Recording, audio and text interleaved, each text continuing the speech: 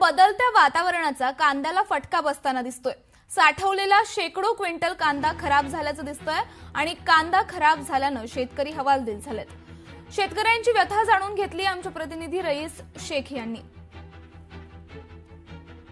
संकट आणि कांदा उत्पादक शेतकरी जणू एक समीकरणच झाले। अनेक वेळा शेतकऱ्यांवर वेगवेगळे संकट येत असतात। आता शेतकऱ्यांवर एक नवीन संकट आहे। काय तो संकट आहे आणि कसं शेतकरी त्याला सामोरे जाते हे जाणून घेऊया। माझ्यासोबत अशोक सानप हे कांदा उत्पादक शेतकरी। नवीन संकट म्हणजे आता ह्या इतक्या निसर्गाच्या हानीमुळे बदलत्या वातावरणामुळे आज आम्ही जवळजवळ म्हणजे 15 ते 20 ट्रॅक्टर कांदा या ठिकाणी साठवलेला होता आणि त्या कांद्याला खर्च आमचा एकूण 2.5-3 लाख रुपये कांद्याला खर्च आलेला आहे। पण तो खर्च आज वसूल होणार नाही, कारण इतकं हानी झालेली का 60-70% कांदा या ठिकाणी सडलेला आहे आमचा।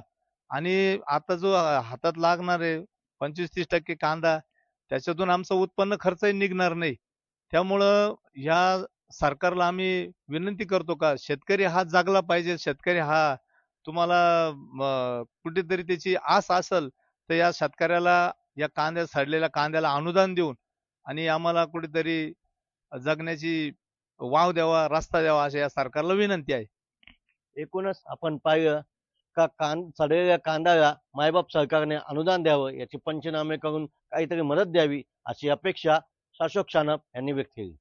रईस शेख, लोकशाही मराठी, मनमाड, नाशिक। लोकशाही मराठी ऐका, पहा, जागरूक रहा।